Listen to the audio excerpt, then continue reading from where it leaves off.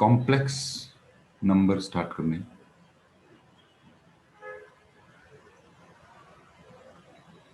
इसमें हम लोग पहले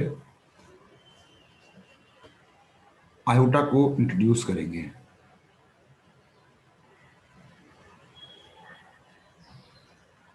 इंट्रोडक्शन ऑफ आयोटा, ठीक है ना।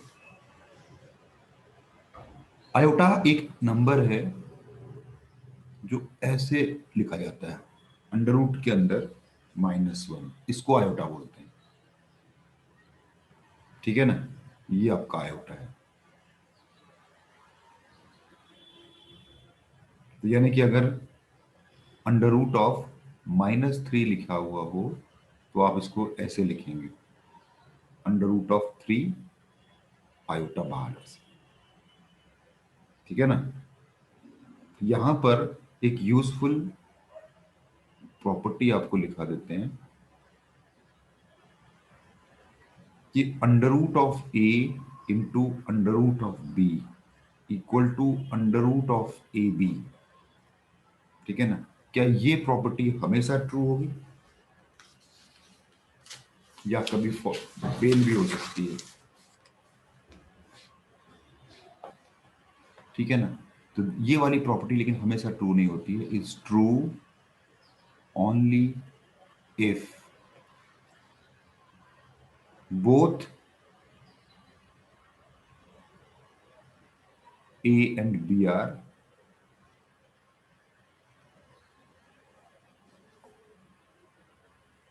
पॉजिटिव, तब तो कोई दिक्कत ही नहीं। और ठीक है ना,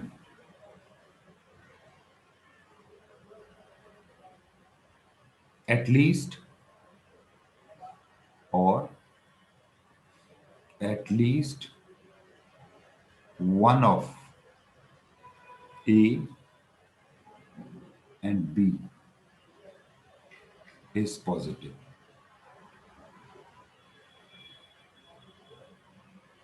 और जीरो,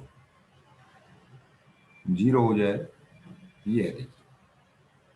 यानी कि under root of A into under root of B is not equal to under root of A B if both A and B are negative. ये ध्यान रखिए, ठीक है ना। इसका मतलब ये हुआ कि अंडर रूट ऑफ -3 को मैं ऐसे लिख सकता हूं, -1 इंटू 3। तो फिर इसको अलग अलग -1 इंटू अंडर रूट ऑफ 3 लिखूंगा तो ये अंडर रूट 3 आ जाएगा और ये इसके जगह पर मैं आयोटा लिख दूंगा ऐसे,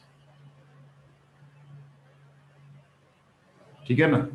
और अगर कोई ऐसा लिखता है -((5) इंटू माइनस अंडर रूट के अंदर -(3) is equal to under root of -5 into -3 is equal to under root of 15, ये जो स्टेटमेंट है ये रॉन्ग हो,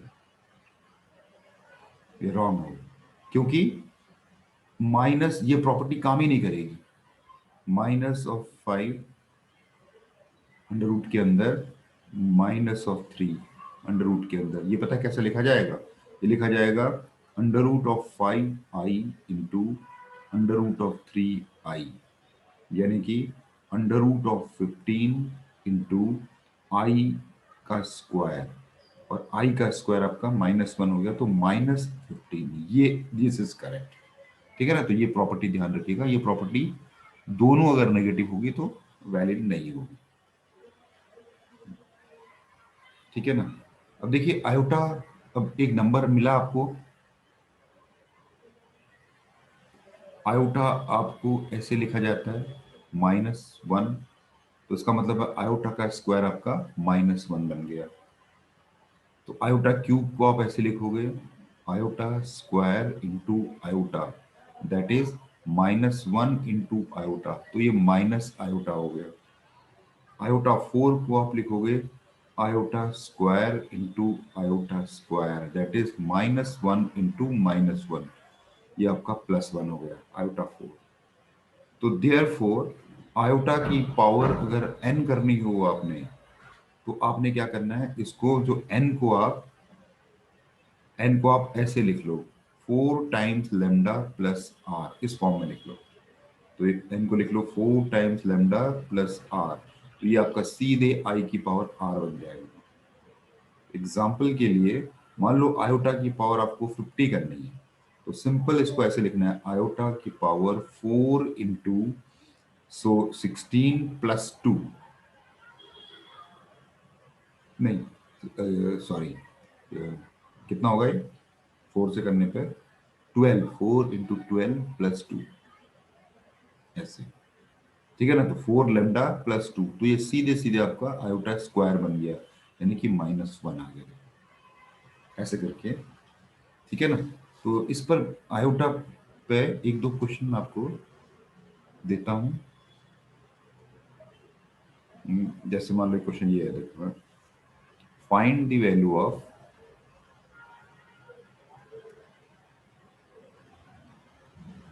ये ऐसे बोल रहा है, sigma n running from 1 to 13 और i की पावर n प्लस i की power n plus 1, where i equal to ये वाला, ठीक है ना।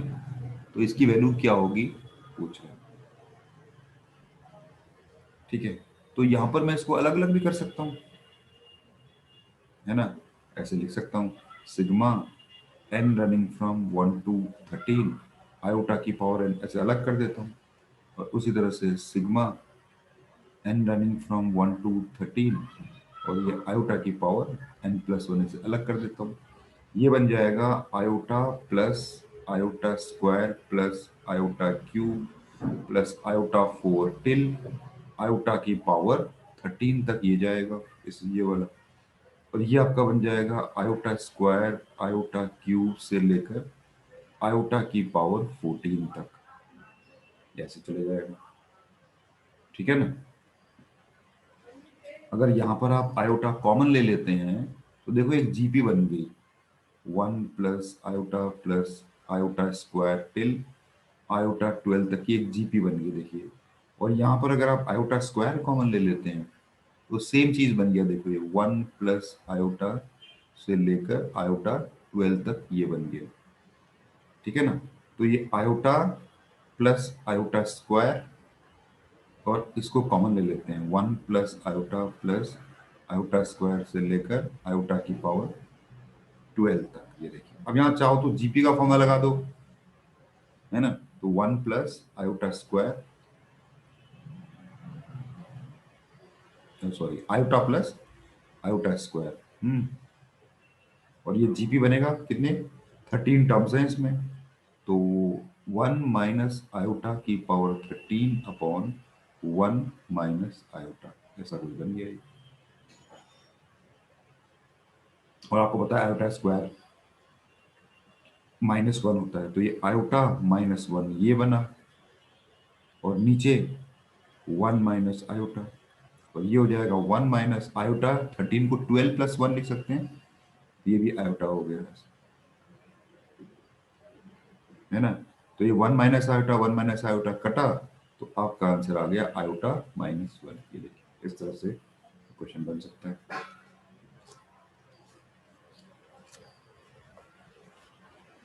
ठीक है ना। एक और क्वेश्चन करते हैं फिर आगे बढ़ते हैं।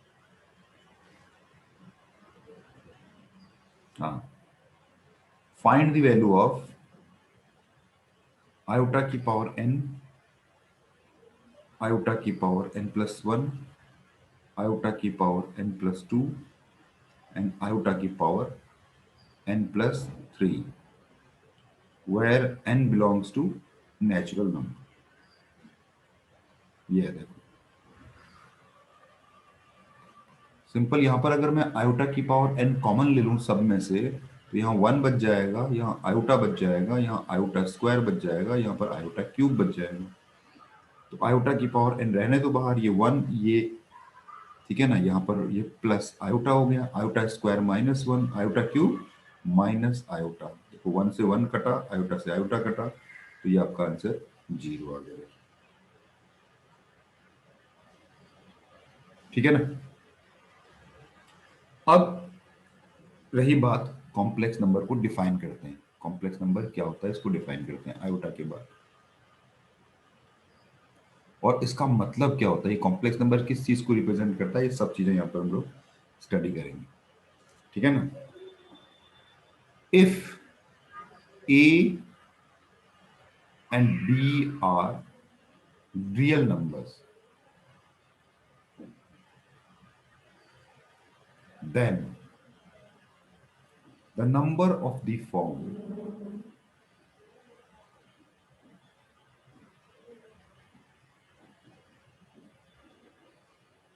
a plus iota b is called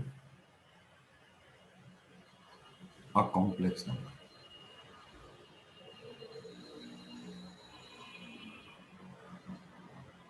ठीक है ना। तो कॉम्प्लेक्स नंबर आपके पास इस तरह का एक नंबर बना ए। ठीक है ना। अब यहां दो केसेस बन जाते हैं। मान लो ए आपका 0 हो गया। अगर ए 0 हो गया तो आपका जो कॉम्प्लेक्स नंबर है प्योरली इमेजिनरी हो जाएगा।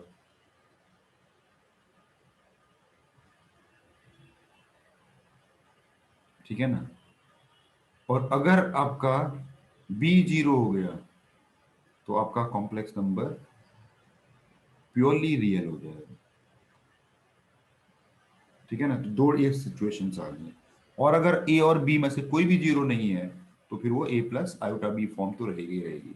यानी complex number can be real भी हो सकता है कॉम्प्लेक्स नंबर। तो यानी कि रियल नंबर भी कॉम्प्लेक्स नंबर है। ऐसा नहीं कि अगर कॉम्प्लेक्स नंबर है तो वो इमेजिनरी होगा हमेशा, नहीं। वो इमेजिनरी भी हो सकता है, प्योरली इमेजिनरी भी हो सकता है, और प्योरली रियल भी हो सकता है। ठीक है ना। तो रियल नंबर भी एक कॉम्प्लेक्स, 5 भी एक कॉम्प्लेक्स नंबर है, क्योंकि 5 को हम लिख सकते हैं 0i+5 लिख सकते हैं ऐसा। तो यानी कि 5 भी एक कॉम्प्लेक्स नंबर है। 0 भी एक कॉम्प्लेक्स नंबर है, 0+0i। यानी हर नंबर, चाहे वो रियल हो, चाहे वो प्योरली रियल हो, चाहे वो प्योरली इमेजिनरी हो, चाहे वो ए प्लस आयोटा बी फॉर्म में है, एक कॉम्प्लेक्स नंबर कहलाएगा। तो यानी कि नंबर सिस्टम के टॉप में आपका कॉम्प्लेक्स नंबर बैठा हुआ। ठीक है ना। तो कॉम्प्लेक्स नंबर के का ये रियल और इमेजिनरी दोनों आ जाएंगे इस पे। रियल के अंदर रैशनल, इरेशनल्स, इंटीजर्स, है ना, होल नंबर्स, नेचुरल नंबर्स, सब इसमें आ जाएंगे। तो यानी सारे नंबर्स आ गए कॉम्प्लेक्स नंबर सिस्टम के अंदर। ठीक है ना। अब यहां पर standard form of a complex number.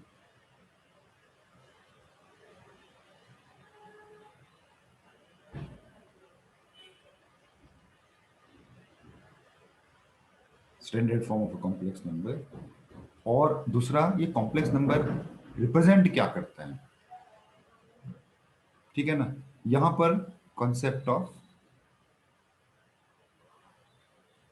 Argent plane का एक कॉन्सेप्ट इंट्रोड्यूस होगा। ठीक है ना। तो standard form of a complex number तो इस तरह से है, ए प्लस आयोटा बी। ठीक है ना। और आर्जेंट प्लेन पे इसका क्या इंपॉर्टेंस है ये देखिए। जिस तरह से एक्स एक्सिस होती है ना, वैसे ही हम लोग एक रियल एक्सिस बनाएंगे। रियल नंबर्स इसमें प्लॉट होते हैं। ठीक है ना। सारे रियल नंबर्स इस नंबर लाइन के ऊपर प्लॉट होते हैं, उसको रियल एक्सिस बोलते हैं। उसी तरह से एक इसी पर एक हॉरिजॉन्टल लाइन के ऊपर एक वर्टिकल लाइन मैंने खींच दी, इसको हम लोग इमेजिनरी एक्सिस बोलेंगे। ये आपका ओरिजिन हो गया। ठीक है ना। तो जो जो नंबर आपका प्योरली रियल होगा वो तो यहां पर लाई करेगा, और जो प्योरली इमेजिनरी होगा वो आपका यहां पर लाई करेगा, वाई इमेजिनरी एक्सिस के ऊपर लाई करेगा, जो वाई एक्सिस की तरह बिहेव कर रहा है। ठीक है ना। Now any point Z A plus iota B क्या है, वो एक पॉइंट है। Z equal to A plus iota B is any point in the Argand plane.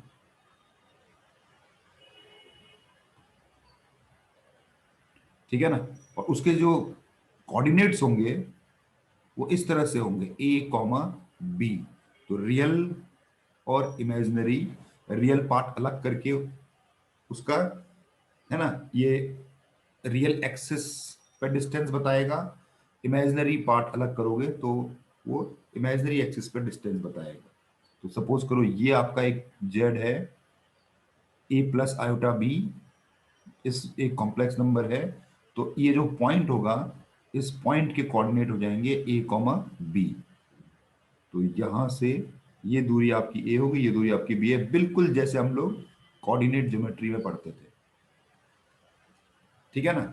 क्योंकि मुझे कोऑर्डिनेट मिल जाते हैं किसी पर्टिकुलर पॉइंट के स्टैंडर्ड फॉर्म में अगर है तो इसीलिए कॉम्प्लेक्स नंबर को स्टैंडर्ड फॉर्म में कन्वर्ट किया जाता है। जैसे मान लो अगर मैं बोलूं कि z equal to 1/2 minus iota. ठीक है ना। दो चीजें हैं, plot z in the Argand plane, पहला काम आपसे ये बोला। और identify the quadrant in which Z lie, ऐसा ही पूछ सकता है। Identify the quadrant in which Z lies.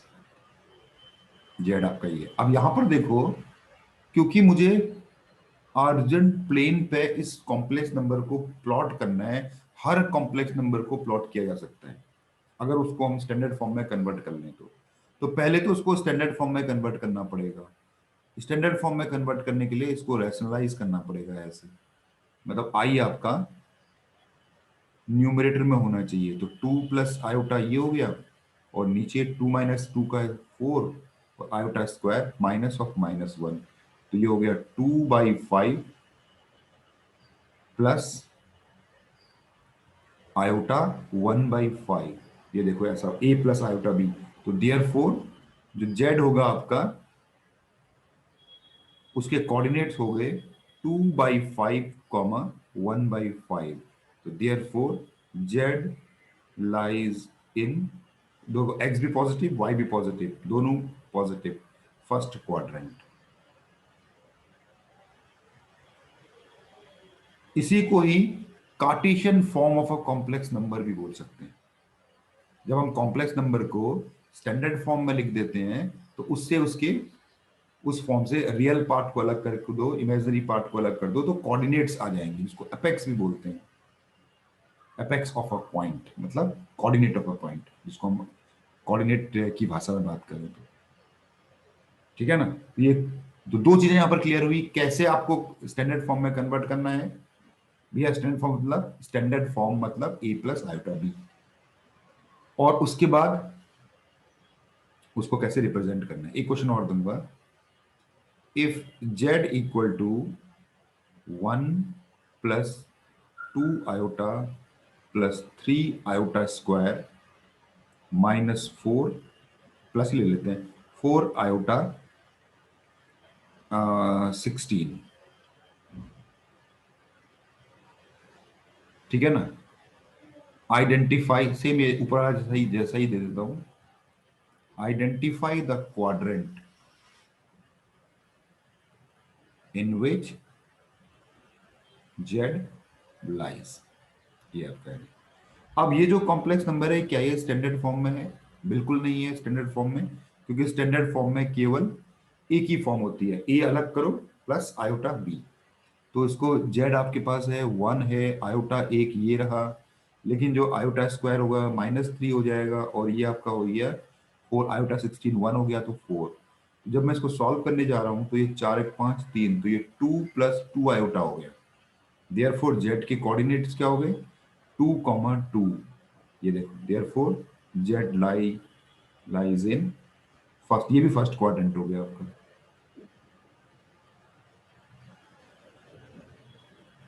First quadrant में रियल और रियल मतलब एक्स एक्स कोऑर्डिनेट और वाई कोऑर्डिनेट या रियल कोऑर्डिनेट और इमेजिनरी कोऑर्डिनेट दोनों पॉजिटिव होते हैं। ये आपका स्टैंडर्ड फॉर्म। ठीक है ना। तो ये ज्योमेट्रिकली, अगर यहां पर एक नोट लिख लूं मैं आपको याद करने के लिए, नोट है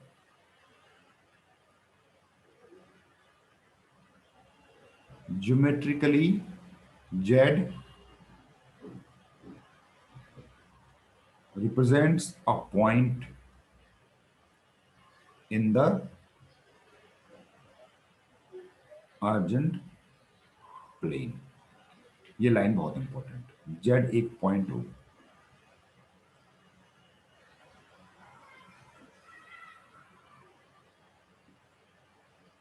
ठीक है ना। अब भैया कॉम्प्लेक्स नंबर है तो नंबर सिस्टम का ही सबसे टॉप में बैठा हुआ है। नंबर सिस्टम ये नंबर्स हैं, कॉम्प्लेक्स नंबर। तो नंबर्स को तो ऐड भी कर सकते हैं, मल्टीप्लाई भी कर सकते हैं, सब्ट्रैक्ट भी कर सकते हैं। ठीक है ना। तो क्योंकि नंबर है तो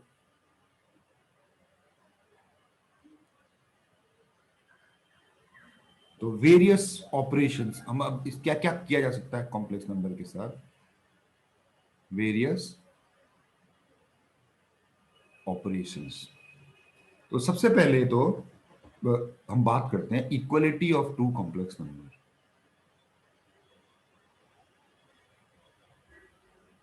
equality of two complex number, इसका मतलब क्या हुआ? Z1 equal to a plus iota b and Z2 equal to a dash plus iota b dash. Z1 equal to Z2 का मतलब हुआ कि जो रियल पार्ट है पहले कॉम्प्लेक्स नंबर का दूसरे के रियल पार्ट के इक्वल होगा, और जो इमेजिनरी पार्ट है वो दूसरे कॉम्प्लेक्स नंबर के इमेजिनरी पार्ट के इक्वल होगा। इसको बोलते हैं equality of two complex number. यहां पर एक चीज नोट करना होगा कि दो कॉम्प्लेक्स या तो इक्वल होंगे या इक्वल नहीं होंगे, लेकिन Z1 is greater than Z2 is meaningless.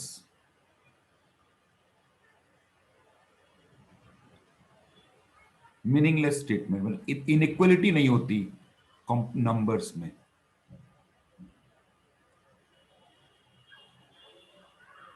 ठीक है ना। Z1 ग्रेटर देन Z2 या Z1 लेस देन Z2, ये भी आपका मीनिंगलेस स्टेटमेंट है। But Z1 is not equal to Z2 is meaningful।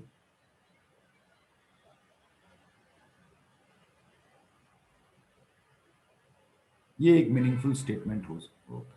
यानी कॉम्प्लेक्स नंबर या तो इक्वल होते हैं या तो फिर वो इक्वल नहीं होते हैं, लेकिन एक कॉम्प्लेक्स नंबर दूसरे कॉम्प्लेक्स नंबर से बड़ा या छोटा हम नहीं बात करते ऐसे। ठीक है ना। जैसे मैं आपको एक क्वेश्चन देता हूं आपको, हाँ? ये कह रहा है कि if Z1 is equal to 2 minus iota Y, और Z2 आपको दे रहा है x plus 3i। Now if Z1 equal to Z2, find the value of x and y। Simple सा क्वेश्चन है, कोई बहुत डिफिकल्ट सा कुछ नहीं है। ऊपर वाली प्रॉपर्टी को एक्सप्लेन करने के लिए ये कह रहा है Z1 इक्वल टू Z2, यानी कि 2 minus iota Y is equal to X plus 3i। यानी कि इक्वलिटी की जो कंडीशन होती है वो क्या होती है, equality of two complex number, कि इसका जो रियल पार्ट होगा वो राइट के रियल पार्ट के इक्वल होगा, और इसका जो इमेजिनरी पार्ट है माइनस वाई और वो 3 इक्वल इसके होगा। तो यानी कि यहां से आपको x की वैल्यू 2 मिल गई और y की वैल्यू -3 मिल गई।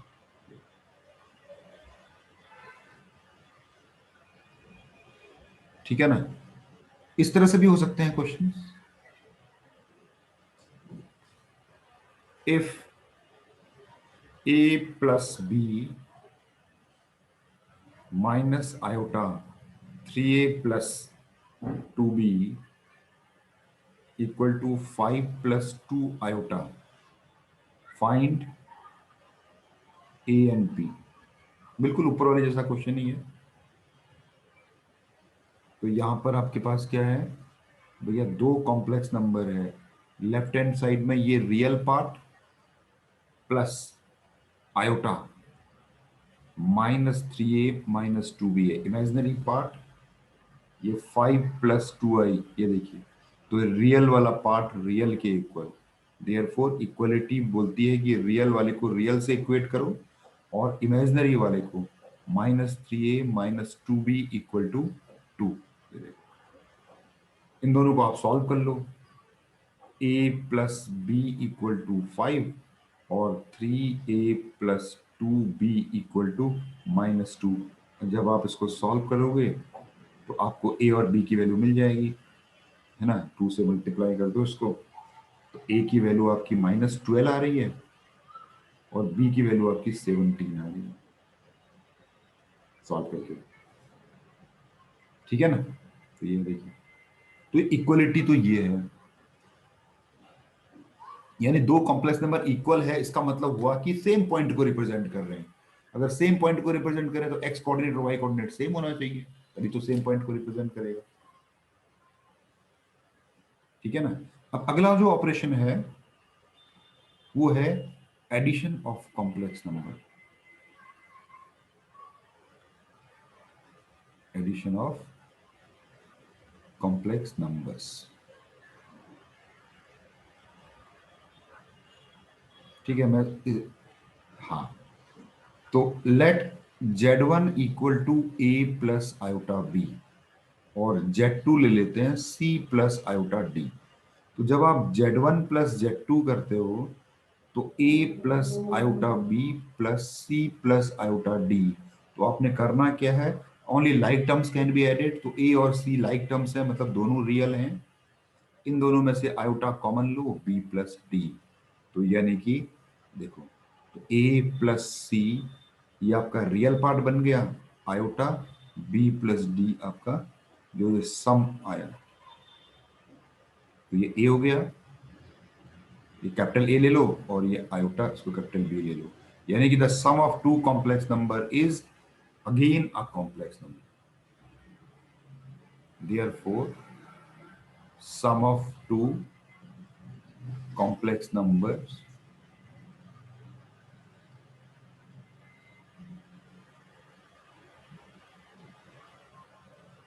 Is again a complex number.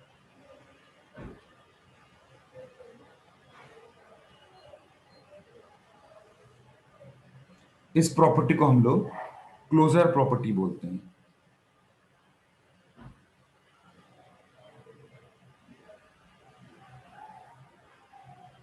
यानी हम ये बोल सकते हैं कि complex numbers are closed under the operation of addition, है ना। बाकी कुछ प्रॉपर्टीज इसमें, एडिशन की कुछ प्रॉपर्टीज,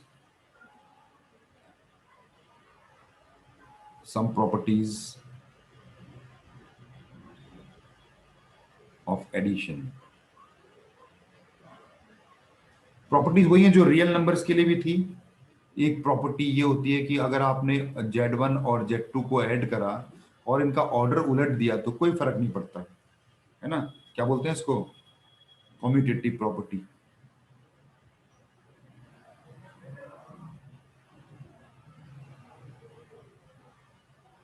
है ना। रियल नंबर में भी होता है ये वाला। सेकंड, और अगर आपको तीन कॉम्प्लेक्स नंबर को ऐड करना हो तो कोई फर्क नहीं पड़ता कि आप पहले इसको ऐड करके फिर इसको ऐड करो या पहले इसको ऐड करो फिर इसको ऐड करो, एसोसिएटिव प्रॉपर्टी।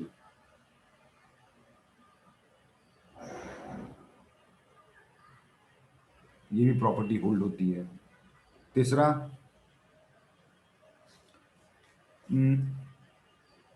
अगर जेड में एडिटिव, जेड में मैं क्या ऐड करूं कि कोई चेंज ना आए जेड में, जीरो। तो इसका मतलब zero is the additive identity. Zero आपका एडिटिव आइडेंटिटी है। जीरो ऐड करने से नंबर्स में कोई फर्क नहीं पड़ता। उसी तरह से जेड में मैं क्या ऐड करूं कि मुझे जीरो मिल जाए, तो जो नंबर मैं ऐड करने जा रहा हूं यहां पर वो क्या हो सकता है, वो माइनस ऑफ जेड हो सकता है। तो देयरफॉर जो minus of Z is the additive inverse of Z. तो कभी कभी ना वो सिर्फ एडिटिव इनवर्स से निकालने को बोलता है, तो एक्चुअली वो माइनस ऑफ जेड है। या हाँ, अब जो इंपॉर्टेंट है वो ये है, ज्योमेट्रिकली एडिशन का क्या मतलब है। अगर हम बात करें ज्योमेट्रिकली,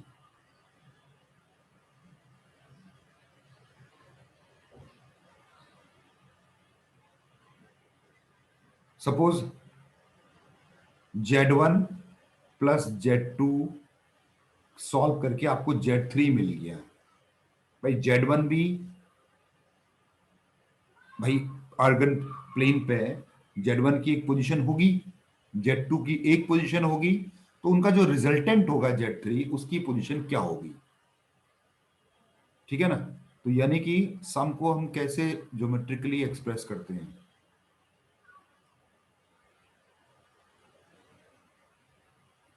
ये आपका रियल एक्सिस, ये आपकी इमेजिनरी एक्सिस। ठीक है ना। सपोज ये आपका एक पॉइंट है Z1, ये आपका पॉइंट है सपोज Z2। ओरिजिन से इसको जोड़ दोगे तो आपको एक वेक्टर मिलेगा, डायरेक्टेड वेक्टर OZ1। इसको जोड़ दो तो एक ये मिल गया, एक वेक्टर आपका ये हो गया, एक वेक्टर ये हो गया। एडिशन के लिए हम लोग वेक्टर एडिशन यूज करते हैं। भाई अगर पॉइंट है और किसी के रेफरेंस में ओरिजिन के रिस्पेक्ट में बात करें तो एक वेक्टर बोल सकते हैं OZ1। तो यहां पर अगर हम लगाएं पैरेललोग्राम लॉ ऑफ एडिशन, तो एडिशन ऑफ जब हम ऐड करते हैं तो पैरेललोग्राम लॉ लगता है।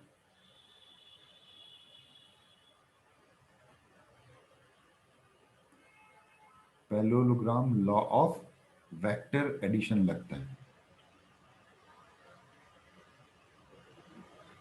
तो वो कैसे बनता है, हम इसके यहां से एक पैरेलल OZ1 के पैरेलल लाइन खींच देते हैं, यहां से OZ2 के पैरेलल एक लाइन खींच देते हैं, तो ये आपका एक पैरेललोग्राम बन गया। उस पैरेललोग्राम का जो ये वर्टेक्स होगा ये आपका Z3 होगा। यानी कि ये जो डायगोनल है आपका इसके अलोंग, ये आपका इसका जो टिप होगा वो Z3 होगा। यानी कि ये आपका, ठीक है ना, Z3 बोलो, या यहीं पर ही लिख देता हूँ Z3 बोलो या Z1 प्लस Z2 बोलो, एक ही बात है। ठीक है ना, ये आपका Z3 है। यानी कि पैरेललोग्राम का जो है ना, ये Z1, ये वाला पॉइंट Z1 है, ये वाला पॉइंट Z2 है। तो अगर सम निकालना होगा तो वो जो पॉइंट बन के आएगा ऐड करने के बाद, जो नया कॉम्प्लेक्स नंबर बनेगा वो यहां पर प्लॉट होगा Z3 के जगह पर। ये आपका parallelogram law of addition use होता है यहाँ पर। ठीक है ना। तो जिस तरह से एडिशन है बिल्कुल सिमिलर सिमिलर वे में सब्ट्रैक्शन ऑफ कॉम्प्लेक्स नंबर।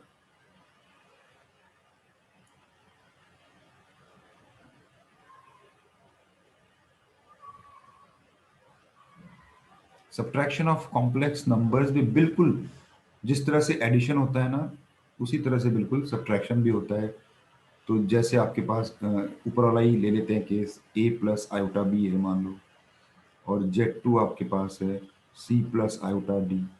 तो जब आप Z1 माइनस Z2 करोगे तो आप A प्लस आयोटा बी से C प्लस आयोटा डी को सब्ट्रैक्ट करोगे तो रियल से रियल सब्ट्रैक्ट होगा, आयोटा कॉमन, इमेजिनरी से इमेजिनरी सब्ट्रैक्ट होगा। तो आपका जो Z1 माइनस Z2 है वो आपका देखो ये एक रियल नंबर दे देगा A plus iota B form में, फिर से एक नया कॉम्प्लेक्स नंबर बन जाएगा। यानी कि difference of two complex number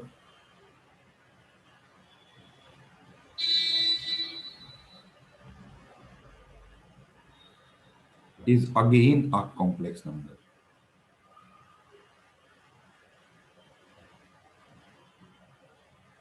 यानी कि हम ये बोल सकते हैं क्लोजर प्रॉपर्टी यहां भी लग रही है। यानी हम बोल सकते हैं कि complex numbers are closed under the operation of subtraction.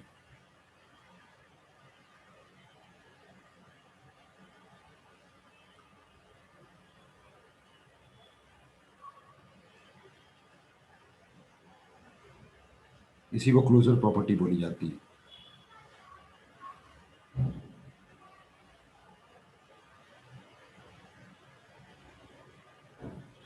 ठीक है ना।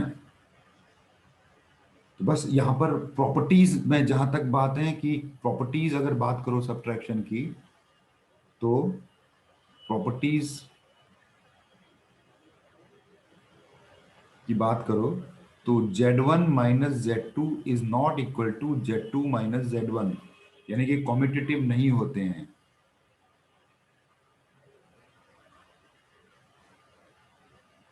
ठीक है ना। और उसी तरह से ये एसोसिएटिव भी नहीं होता है।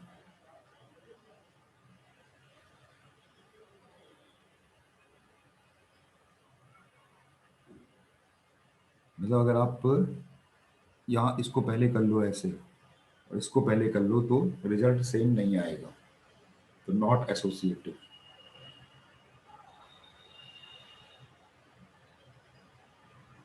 ठीक है ना।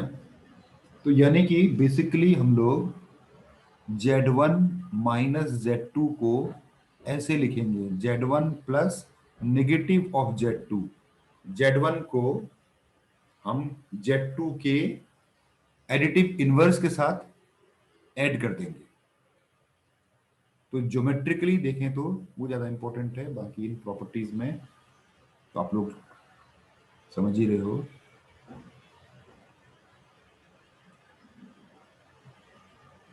हम ज्योमेट्रिकली बात करें तो सपोज Z1 माइनस Z2 करके मान लो आपको Z4 नाम का एक नया कॉम्प्लेक्स नंबर मिला, तो ये Z4 कहाँ लाई करेगा? ऑब्वियसली यहां पर भी हम लोग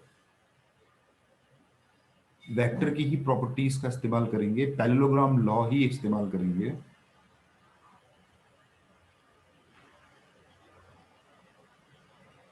और जो ऊपर वाला फिगर है लगभग वही फिगर हम लोग यूज करेंगे।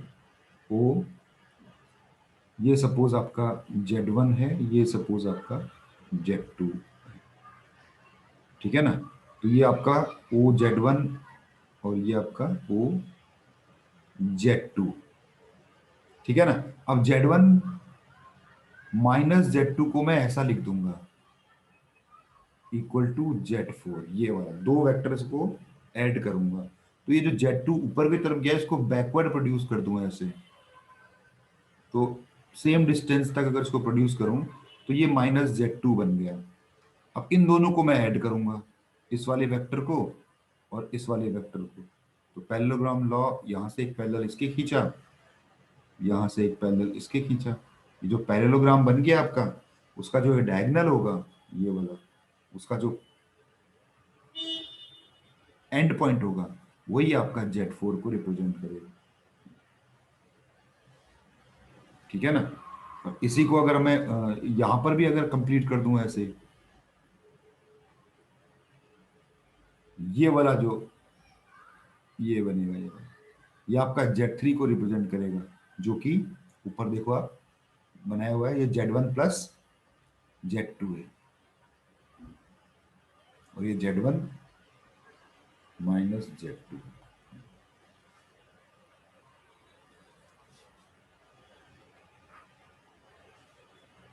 ठीक है ना।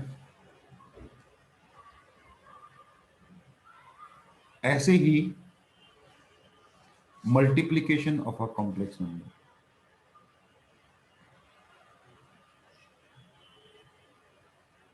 मल्टीप्लीकेशन ऑफ कॉम्प्लेक्स नंबर्स, तो वही सेम Z अगर A प्लस आयोटा B है, Z2 अगर C प्लस आयोटा D है, तो जब आप Z1 और Z2 को मल्टीप्लाई करोगे तो A plus iota B into C plus iota D, तो ये ऐसे होगा A into A C, A into iota A D plus iota B C minus iota into iota -1 हो जाएगा बी डी। तो रियल पार्ट को अलग रखो, A C minus B D, और इमेजिनरी पार्ट को अलग रखो, AD प्लस BC। तो ये देखिए, जब हम प्रोडक्ट करने जा रहे हैं तो ये भी एक रियल नंबर बन के देगा आपको, और ये भी एक रियल नंबर बन के देगा। तो यानी कि जो product of two complex number is again a complex number. Product of two complex number is again a complex number.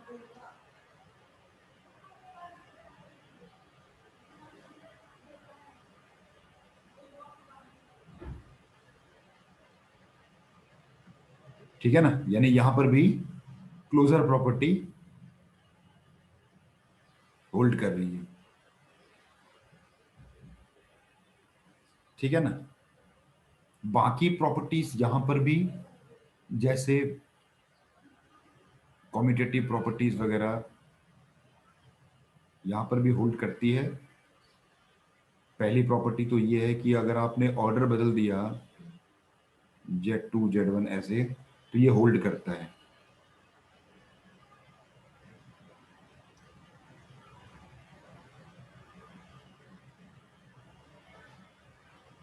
ठीक है ना, और अगर मैं 3 का लेता हूं ऐसे प्रोडक्ट,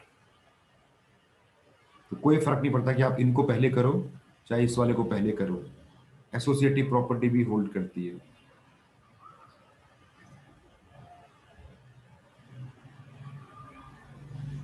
ठीक है ना, तीसरा, जेड को किससे मल्टीप्लाई करो कि आपको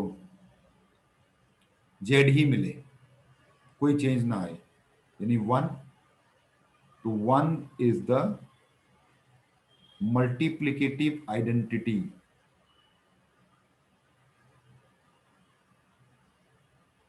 कोई पूछे आपसे कि मल्टीप्लिकेटिव आइडेंटिटी क्या होती है, 1 होती है।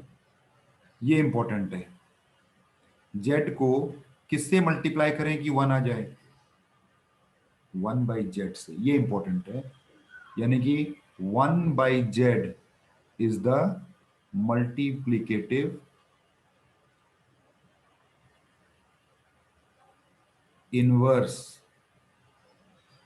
Of Z. क्वेश्चन भी आता है, एक कॉम्प्लेक्स नंबर दे देगा, बोलेगा उसका मल्टीप्लिकेटिव इनवर्स निकालो, रेसिप्रोकल कर दो। ठीक है ना, ये इंपॉर्टेंट है, रेसिप्रोकल कर दो कॉम्प्लेक्स नंबर को, तो आपको मल्टीप्लिकेटिव इनवर्स मिल जाएगा किसी भी कॉम्प्लेक्स नंबर को। ठीक है ना, अब इसकी भी ज्योमेट्री होती है। अगर मैं ज्योमेट्रिकली देखूं इसको,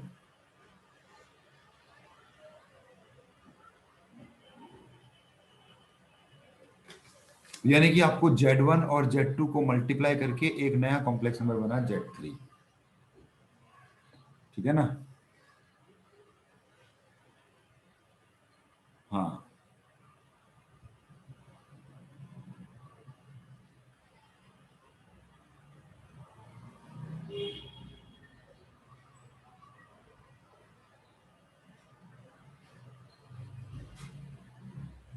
ठीक है।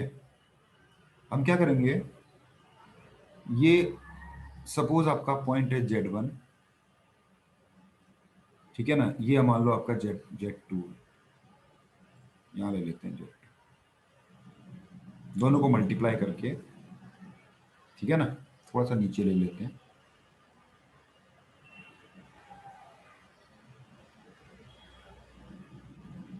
यहां ले लेते हैं ये।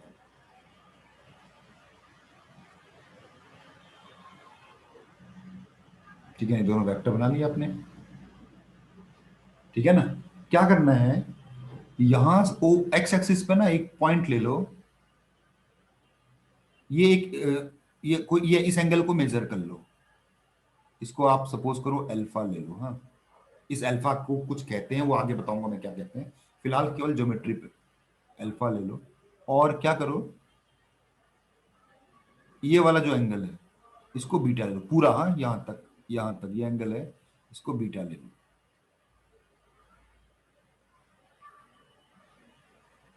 ये वाला। ठीक है ना, हाँ, फिर क्या करना है आपने, एक लाइन खींचो यहां से, ये जो बीटा वाला एंगल है ना, उस पे ये अल्फा थोड़ा सा जितना एंगल ये अल्फा है ना, जितना एंगल ये, उतना और खींच के आपने क्या करनी है, एक लाइन खींच देनी है ऐसे। ठीक है ना, यानी इसके अलोंग आपका, समझ लो क्या है, ये वाला एंगल आपका अल्फा है, उतना ही एंगल आपने ऊपर खींचना है। और यहां पर आपने एक पॉइंट ले लिया बी, सपोज 1 यूनिट पे आपने एक पॉइंट ले लिया, इसको जोड़ दो यहां पर। ठीक है ना, अब आप क्या करो, इस एंगल को मेजर करो, थीटा, इतना ही एंगल आप यहां भी ले लो, थीटा।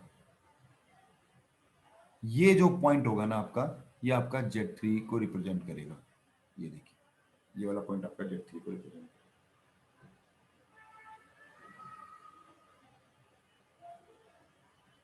ठीक है ना, ये वाला पॉइंट जो होता है आपको Z3 को रिप्रेजेंट करेगा ये। ठीक है ना, और ये जो Z3 होगा ना, इसका जो, ये जो लेंथ होगी ना, इन दोनों लेंथ के, मतलब जो आपका O3 होगा, OZ3 होगा, वो इक्वल होना चाहिए OZ1 इंटू OZ2, इस लेंथ के इक्वल होगा। यानी कि आपने वही, अपने आप वो लेंथ इतनी आ जाएगी, ये जो लेंथ है वो इस वाले लेंथ और इस वाली लेंथ के प्रोडक्ट के इक्वल होगी। तो आपका Z3 पॉइंट आपको लोकेट हो जाएगा इस तरह से, ज्योमेट्रिकली। ठीक है ना, इसको आगे फिर पढ़ेंगे जब हम कॉन्सेप्ट ऑफ रोटेशन पढ़ेंगे ना, तो उसको और डिटेल में पढ़ेंगे जब हम ये अल्फा और बीटा को डिफाइन कर लेंगे, आर्गुमेंट बोलते हैं उनको, तो उसको आगे, इसको आगे कैरी फॉरवर्ड करेंगे। अभी फिलहाल कैसे रिप्रेजेंट करते हैं ये बता दिया आपको। ठीक है ना, सिमिलरली डिवीजन है, तो डिवीजन भी एक तरह का मल्टीप्लीकेशन ही है, तो डिवीजन में हम ज्यादा नहीं टाइम वेस्ट करेंगे। ठीक है ना, ठीक है, बस लिख देंगे खाली,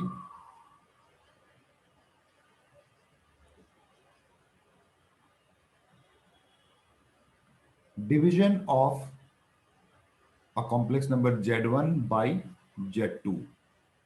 तो अगर Z1 आपका ए प्लस आयोटा बी है और Z2 आपका सी प्लस आयोटा डी है, तो there four Z1 upon Z2 आपका हो गया क्या, A plus iota B C plus iota D. इसको रैशनलाइज करना पड़ेगा, तो नीचे आपका बन जाएगा C square plus D square, और ऊपर बन जाएगा ए इंटू सी ए सी, और आपका माइनस माइनस प्लस हो जाएगा इंटू बी डी, और प्लस आयोटा बी सी, और यहां से, ठीक है ना, एक कितना ए डी, ये आपका देखो, तो ये ऐसा कुछ बन गया, A C plus B D upon C square plus D square, ये आपका रियल पार्ट बन गया, plus iota B C minus A D upon C square plus D square. तो यानी कि जब आप डिवाइड करते हो दो कॉम्प्लेक्स नंबर को, तो भी आपको A plus iota B form मिल जाती है। इसका मतलब ये हुआ कि complex number are also closed under addition. तो क्लोजर प्रॉपर्टी, बाकी कम्यूटेटिव, एसोसिएटिव, ये सब प्रॉपर्टीज ये शो नहीं करता।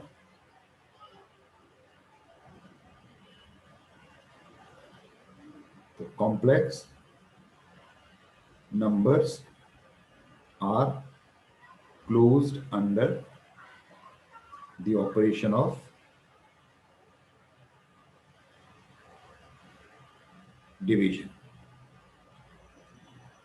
तो डिवीजन एक तरह का मल्टीप्लिकेशन ही तो है ना, लेकिन ऑर्डर मैटर कर जाता है यहाँ पर। जैसे मल्टीप्लिकेशन में ऑर्डर मैटर नहीं करता, किसी को भी मल्टीप्लाई कर दो, लेकिन डिवीजन में ऑर्डर मैटर कर जाता। हम Z1 को Z2 से डिवाइड कर रहे हैं, उसका अलग मतलब हुआ, Z2 को Z1 से डिवाइड कर रहे हैं, उसका अलग मतलब। ठीक है ना, तो ये बेसिक कुछ ऑपरेशंस थे, दो operations, conjugate of a complex number.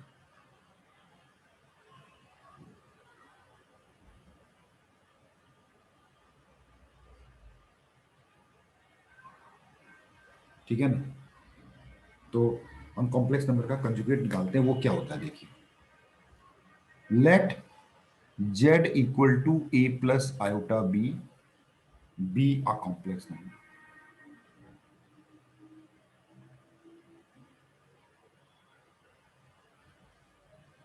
Then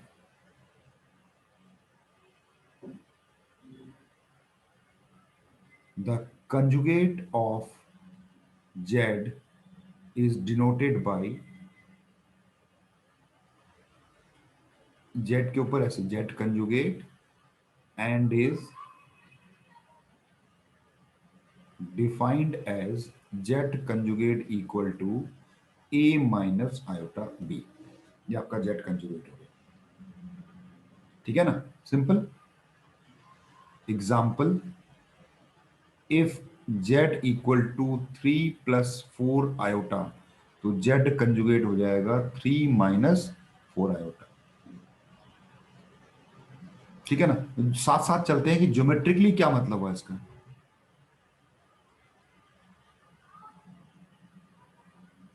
geometrically speaking, z equal to a plus iota b is a point,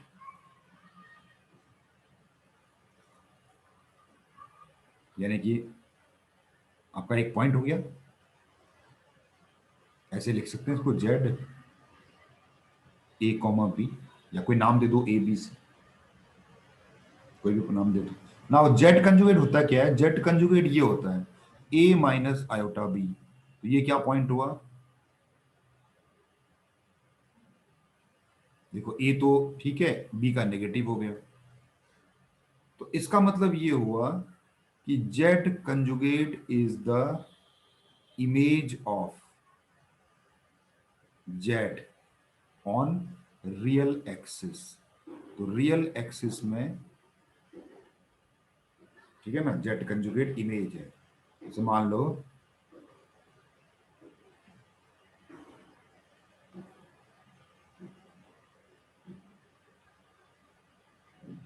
ये सपोज आपका एक पॉइंट है जेड, तो इसकी इमेज बना लो रियल एक्सिस में, ये आपका जेड कंजुगेट हो जाएगा.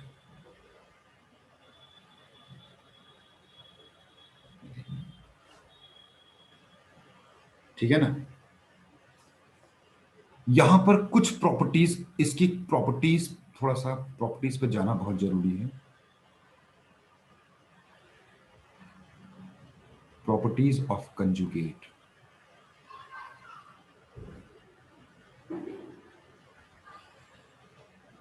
ठीक है ना. पहली प्रॉपर्टी, अगर मैं जेड का कंजुगेट करके उसको दोबारा कंजुगेट कर दूं, तो वास्तव में मैं वापस जेड में पहुंच जाऊं. सिंपल. दूसरी वाली प्रॉपर्टी, अगर मैं Z1 प्लस Z2, या प्लस ही रहने देते हैं, या माइनस भी ले लेते हैं साथ में, तो अगर इसका होल कंजुगेट करूं, तो मैं Z1 का अलग कंजुगेट कर सकता हूं, Z2 का अलग कंजुगेट कर सकता हूं. एक प्रॉपर्टी है, प्लस के लिए भी है, माइनस के लिए भी है. तीसरी प्रॉपर्टी ये है कि अगर मैं मल्टीप्लाई कर रहा हूं दो कॉम्प्लेक्स नंबर को, या दो से ज्यादा, फिर उसका कंजुगेट कर रहा हूं, तो मैं इनका अलग अलग भी कर सकता हूं, Z1 कंजुगेट इंटू Z2 ऐसे कंजुगेट. ठीक है ना. अब मल्टीप्लीकेशन में है तो भाई डिवीजन में भी होगा, तो Z1 अपॉन Z2 करके आप होल कंजुगेट कर रहे हो, तो आप अलग अलग भी कर सकते हो. ठीक है ना. ये चार प्रॉपर्टीज तो हो गई आपकी बेसिक प्रॉपर्टी. ठीक है ना. पांचवी प्रॉपर्टी, अब देखिए, अगर आप Z और Z कंजुगेट को ऐड करो तो क्या आता है.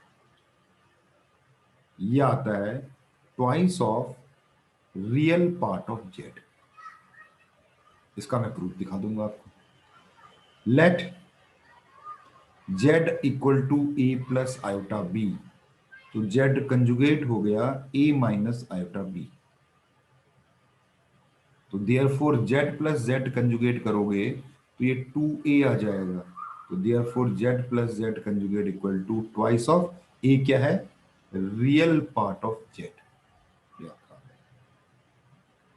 सिमिलरली अगर z माइनस जेड कंजुगेट करोगे आप, z माइनस जेड कंजुगेट करोगे तो ये आ जाएगा twice of I into imaginary part of Z. यहीं पर ही आप देख सकते हो इसे कोई, ठीक है ना। अब ये दो प्रॉपर, इन्हीं के दो कॉन्सिक्वेंसेस हैं, ठीक है ना, दो कॉन्सिक्वेंसेस। उसको मैं रेड से दिखा रहा हूं, ठीक है ना। Now if z equal to Z conjugate, अगर z और z कंजुगेट इक्वल है तो इसका मतलब दोनों तरफ से ट्रू है, z इज प्योरली रियल, वैसे वर्षा भी ट्रू है ना, कि अगर z अगर प्योरली रियल है तो z और z कंजुगेट इक्वल होंगे, और अगर z अगर माइनस जेड के कंजुगेट ऐसा है तो इसके भी कॉन्सिक्वेंसेस दोनों तरफ के हैं, यानी कि z इज प्योरली इमेजिनरी। ये बहुत इंपॉर्टेंट है, ये दो चीज, ठीक है ना। एक प्रॉपर्टी बहुत इंपॉर्टेंट है और आगे भी आएगी, मोस्ट इंपॉर्टेंट प्रॉपर्टी समझ लो इसको, कॉम्प्लेक्स नंबर का मोस्ट इंपॉर्टेंट। अगर z को मैं z कंजुगेट से मल्टीप्लाई करता हूं तो मुझे मॉड ऑफ z का होल स्क्वायर मिल जाता है। इस प्रॉपर्टी को मॉड जो पढ़ेंगे, अभी मॉड नहीं पता आपको, मॉड में फिर से इसको एक्सप्लेन करेंगे। ये प्रॉपर्टी मोस्ट इंपॉर्टेंट प्रॉपर्टी, ये तीन जो मैंने लाल से लिखे हैं, ठीक है ना।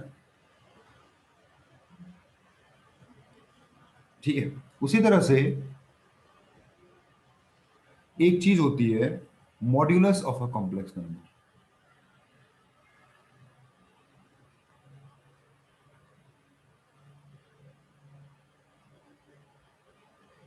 Modulus of a complex number, ठीक है ना। तो let z equal to a plus iota b is a complex number,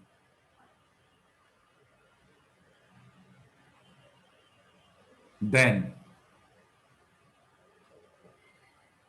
modulus of,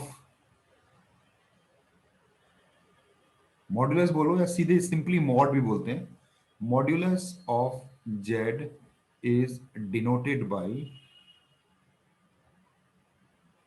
हम ऐसे करके यूं लिखते हैं mod of z, and is defined as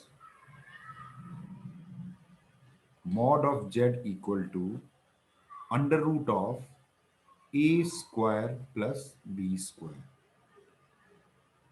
ठीक है, सिंपल। एग्जाम्पल के लिए अगर z आपको दिया है 3 + 4 तो मॉड ऑफ z क्या होगा, अंडर रूट ऑफ 3 का स्क्वायर प्लस 4 का स्क्वायर, दैट इज 5 आ जाएगा ये वाला। तो ये आपका ऐसे मॉड, ठीक है ना। अब स्टैंडर्ड फॉर्म में रखो, कॉम्प्लेक्स नंबर को स्टैंडर्ड फॉर्म में रखो और मॉड ऑफ जेड आपका हो जाएगा under root of real part, जो रियल पार्ट है उसका स्क्वायर कर दो और जो इमेजिनरी पार्ट है उसका स्क्वायर कर दो।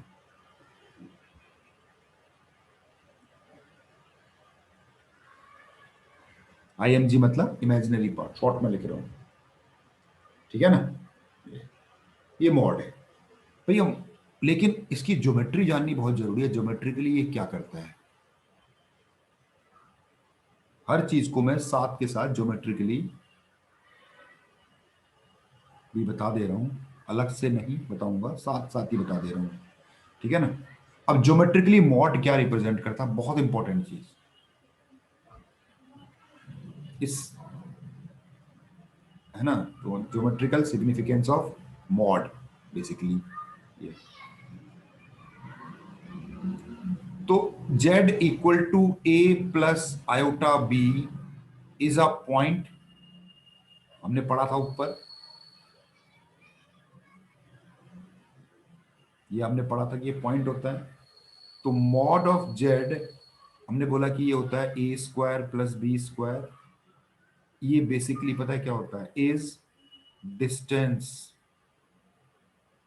ऑफ जेड, द पॉइंट, जो पॉइंट फ्रॉम ओरिजिन, ये मतलब होता है इसका।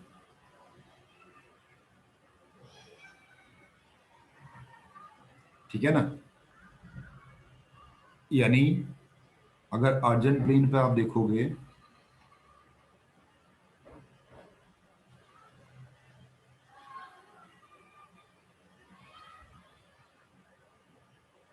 सपोज ये आपका पॉइंट मान लो जेड है, कॉम्प्लेक्स नंबर, उसके कोऑर्डिनेट आपको स्टैंडर्ड फॉर्म में कन्वर्ट करके मिल जाएंगे ऑलरेडी, ए कॉमा बी का कोऑर्डिनेट हो गया। तो ये ओरिजिन हो गया। ये वाली जो दूरी होती है ना, ये रिप्रेजेंट करती है मॉड ऑफ जेड को।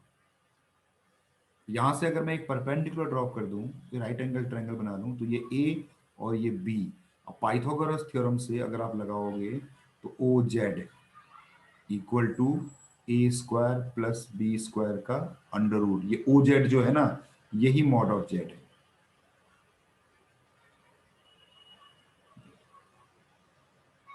जो ओ जेड। अब यहां पर एक चीज और बताऊंगा आपको कि Z1 माइनस Z2 का मॉड क्या है। Z1 माइनस Z2 का, जब हम दो कॉम्प्लेक्स नंबर को सब्ट्रैक्ट करते हैं तो एक पॉइंट आता है, वो पॉइंट कुछ नहीं होता, पॉइंट तो पॉइंट होता है।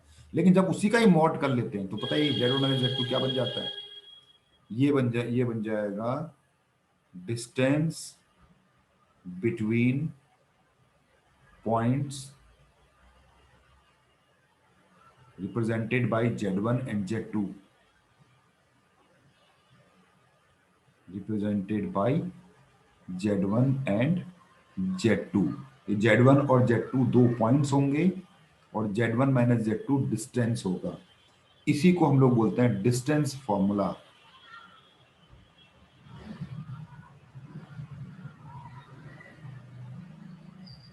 ये आपका डिस्टेंस फॉर्मूला है, डिस्टेंस बिटवीन टू पॉइंट्स। ठीक है ना? अब देखो अर्जेंट प्लेन पे देखो, अभी हमने जो, ध्यान से देखिएगा, मॉड एक लेंथ है, याद रखिएगा, Z1 एक पॉइंट है। ये चीज कॉन्सेप्ट को दिमाग में बिठा लो।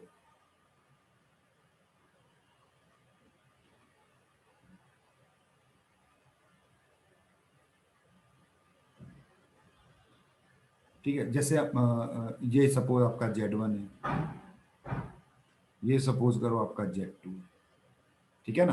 तो ये वाला वेक्टर है, ये Z1 पॉइंट है, और अगर मैं इसका ये मॉड ले लूं, ये डिस्टेंस हो गया, मॉड मतलब डिस्टेंस, और ओ Z2 लेता हूं,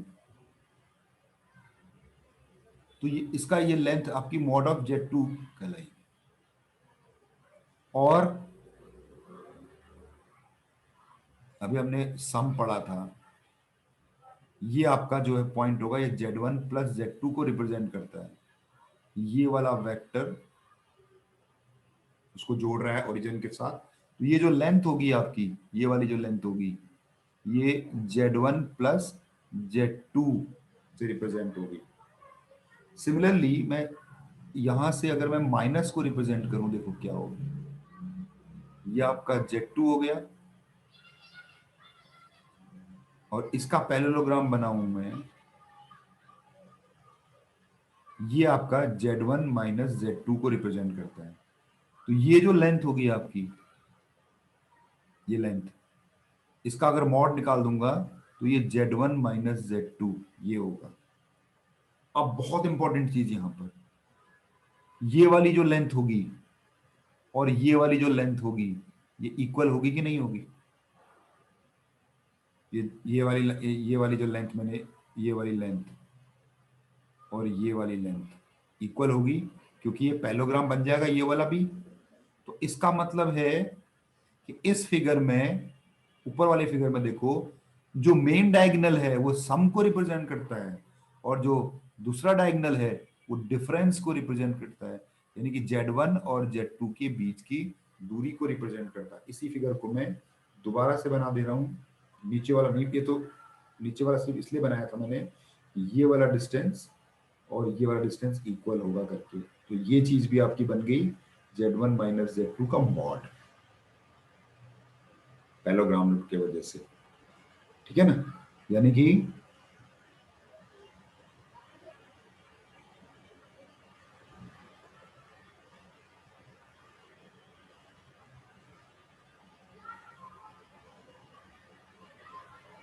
ओरिजिन, सपोज ये Z1 है और ये Z2 है, जब आप इसको ऐसे पैलोग्राम बनाते हो, पैलोग्राम कंप्लीट करते हो इन दोनों को आर्म्स लेके ऐसे, तो ओरिजिन ये वाला जो है, ये आपको पता है Z1 प्लस Z2 को रिप्रेजेंट करता है। ये जो लेंथ मैंने बनाई है, ये वाला जो डिस्टेंस है, ये रिप्रेजेंट करेगा किसको, Z1 प्लस Z2 का मॉड, एक डायगोनल की लेंथ बताएगा ये।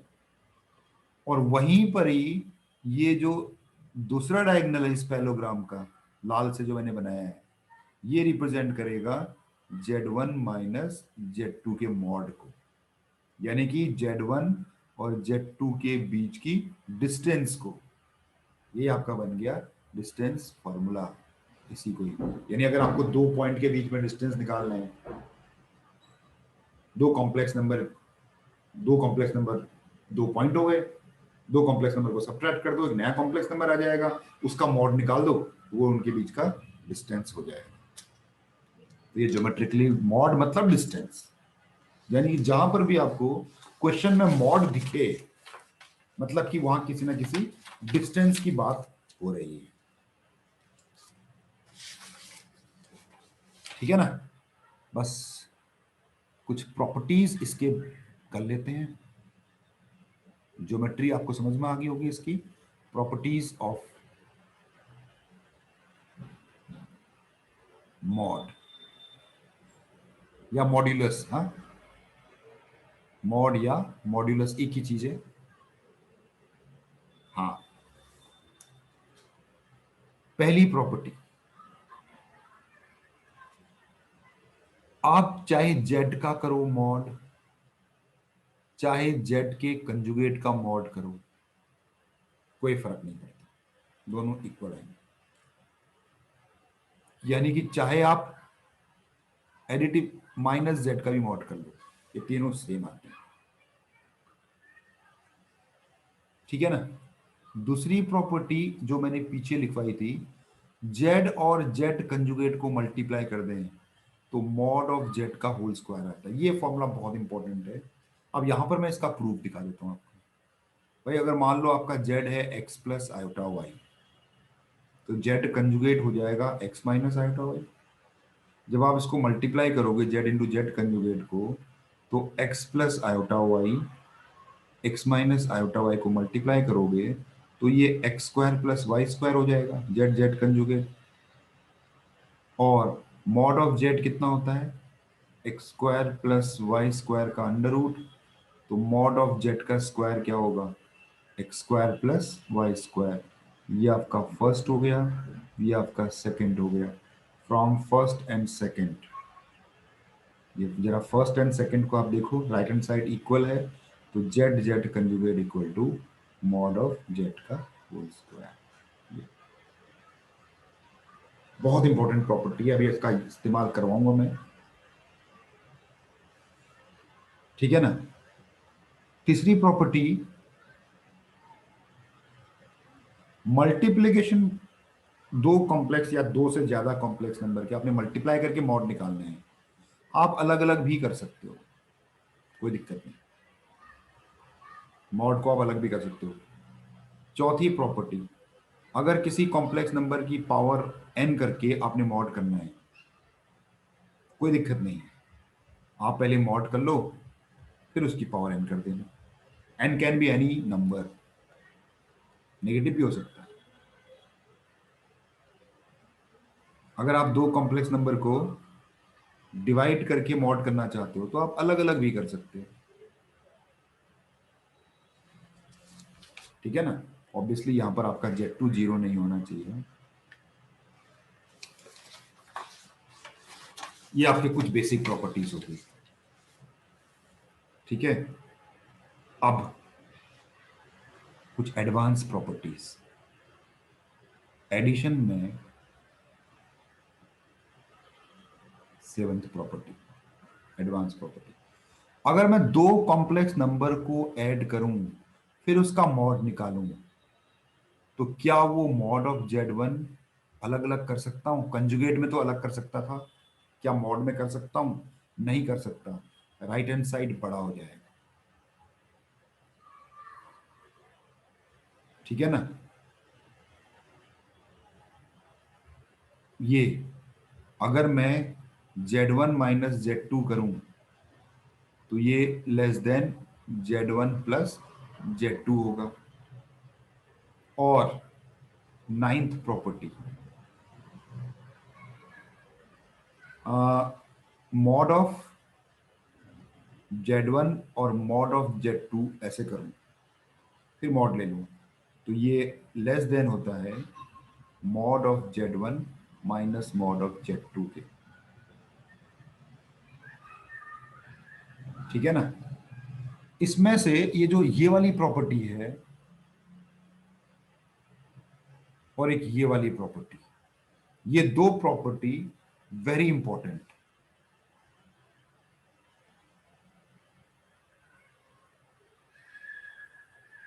बहुत इंपॉर्टेंट है, क्योंकि एडिशन में आप मॉड को अलग अलग नहीं कर सकते, ठीक है ना। तो इन दो प्रॉपर्टीज को मैं प्रूव करवाऊंगा,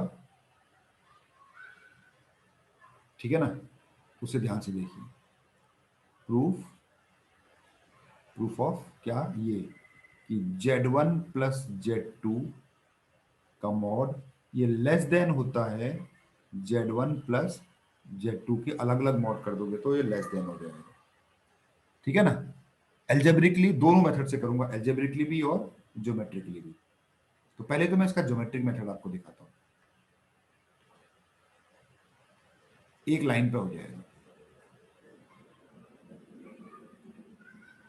भाई। अगर आप उस जो फिगर, अब बहुत देर से ये फिगर चलता आ रहा है,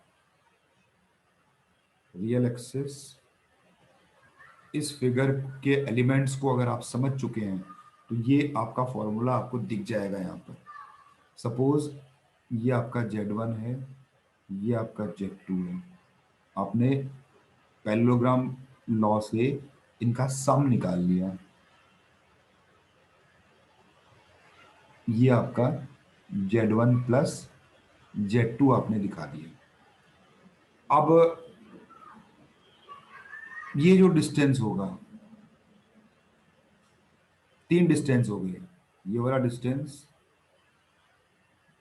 ये वाला डिस्टेंस, ये वाला डिस्टेंस तो मॉड ऑफ Z1 हो गया, ये वाला डिस्टेंस मॉड ऑफ Z2 है, ये वाला डिस्टेंस भी तो मॉड ऑफ Z2 हो जाएगा, पैरेललोग्राम के ऑपोजिट साइड्स इक्वल होते हैं। और ये वाला डिस्टेंस हो गया Z1 प्लस Z2 का होल मॉड, ठीक है ना। इस ट्रायंगल पे देखो, in a triangle sum of two sides is always greater than third side.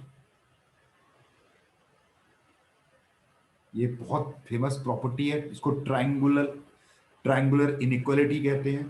Triangle के दो साइड्स का सम, एक साइड की लेंथ है मॉड ऑफ Z1, एक साइड की लेंथ है मॉड ऑफ Z2, तो दोनों साइड्स का सम जो तीसरी वाली साइड होगी mod of Z1 plus Z2 से हमेशा बड़ी होगी। तो देख लीजिए, प्रूव हो गया। अब सवाल आता है कि यार इसने इक्वल टू भी लगा रखा है, तो इक्वल टू का क्या छाड़ है फिर। अब नाउ इक्वलिटी होल्ड्स, कब होगी इक्वलिटी, सोच के बताओ।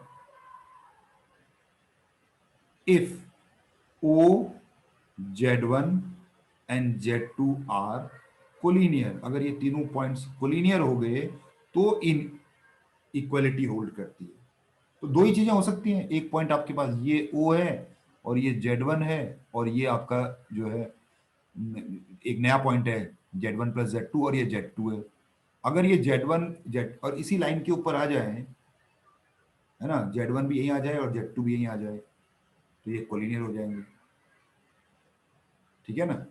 यानी ये पॉइंट भी, अगर इस पॉइंट को भी ले लो, ओ है, Z1 है, Z2 है, एंड Z1 + Z2 भी तो एक पॉइंट है ना, ये चारों पॉइंट्स कोलिनियर होंगे आपके। तीन पॉइंट्स तो होंगे होंगे, चारों पॉइंट्स कोलिनियर होंगे। तो इसीलिए इन दोनों को जब हम कंबाइन करेंगे तो Z1 + Z2 का मॉड इज लेस देन तो होना ही होना है। अगर ट्राइंगल बनेगा तो लेस देन होगा, अगर ट्राइंगल नहीं बनेगा तो इक्वल टू हो जाएगा। तो ये दो केसेस हो गए। ये आपका ज्योमेट्रिकल हो गया। अब इसको एल्जेब्रिक देखते हैं।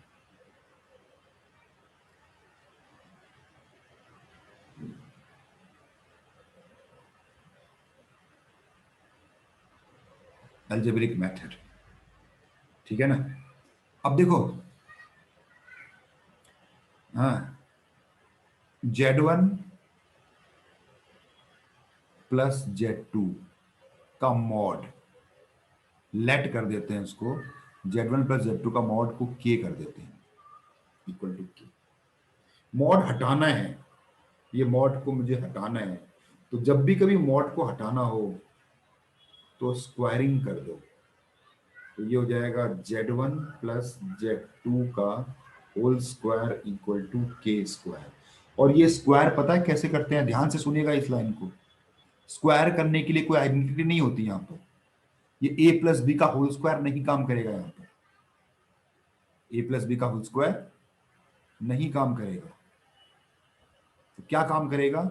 ये प्रॉपर्टी काम करेगी, Z × Z conjugate = mod of Z, इसलिए स्क्वायर किया है। ये पता क्या बन जाएगा? Z1 + Z2 into Z1 + Z2 का कंजुगेट बन जाएगा। ये वाली प्रॉपर्टी है। इसे खोलो, कंजुगेट की प्रॉपर्टी कि हम लोग अलग अलग भी कर सकते हैं, इक्वल टू के स्क्वायर चला आ रहा है। ये Z1 × Z1 conjugate plus Z1 × Z2 conjugate plus Z2 × Z1 conjugate plus Z2 × Z2 conjugate, ये आपका बन जाएगा मॉड ऑफ Z1 का स्क्वायर। ये आपका बन जाएगा, ये लास्ट वाला मॉड ऑफ Z2 का स्क्वायर, लेकिन ये बना Z1 Z2 का कंजुगेट प्लस Z2 Z1 का कंजुगेट इक्वल टू के स्क्वायर। यहां पर एक चीज नोट करिएगा,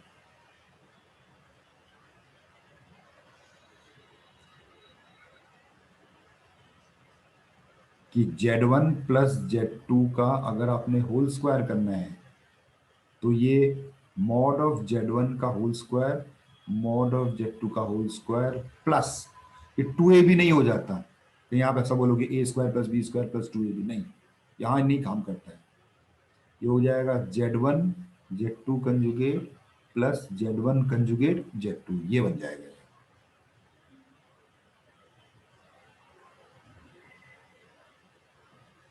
ठीक है ना? ये बन गया आपका, देखिए। ठीक है ना? अब यहां पर कहां पहुंचे आप? अब यहां पहुंचे कि मॉड ऑफ Z1 का स्क्वायर, मॉड ऑफ Z2 का स्क्वायर प्लस ये जो एक्सप्रेशन है, ये Z1 Z2 conjugate plus Z2 Z1 conjugate equal to के स्क्वायर पहुंचे। अब यहां पर एक प्रॉपर्टी आपने पढ़ी थी कि किसी भी कॉम्प्लेक्स नंबर को जब उसके कंजुगेट से ऐड करते हैं तो twice of real part of Z आता है। तो देखो, ये Z1 + Z2 एक कॉम्प्लेक्स नंबर है, इसका कंजुगेट करेंगे, Z1 + Z2 का ये कंजुगेट है, देखो, है ना? नहीं है? क्या मैं इसको ऐसा लिख सकता हूँ, Z1 का स्क्वायर Z2 का स्क्वायर, ये ऐसा बन जाएगा, देखो, Z1 Z2 का कंजुगेट, और इसको मैं ऐसा लिख सकता हूँ, Z1 Z2 के कंजुगेट का होल कंजुगेट। देखो, नहीं बनेगा, तो Z2 का डबल कंजुगेट तो Z2 आ जाएगा, Z1 का सिंगल कंजुगेट Z1 आ जाएगा। देखो, तो इस पे मैं ये वाली जो प्रॉपर्टी लगा दूंगा तो फॉर्मूला ये बनता है Z1 का स्क्वायर Z2 का square plus twice of real part of Z1 into Z2 का कंजुगेट इक्वल टू के स्क्वायर।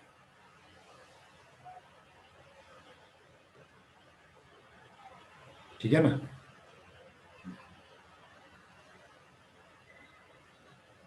बस अब यहाँ एक और प्रॉपर्टी लगी, ये के स्क्वायर को मैं लेफ्ट हैंड साइड पे ले रहा हूँ, के स्क्वायर की जगह के स्क्वायर की वैल्यू पुट कर देते हैं। नाउ Z1 प्लस Z2 का स्क्वायर इक्वल टू ये आपने निकाल लिया। ठीक है, के स्क्वायर की वैल्यू पुट कर दी ऊपर से, twice of real part of Z1 Z2 का कंजुगेट, यह है।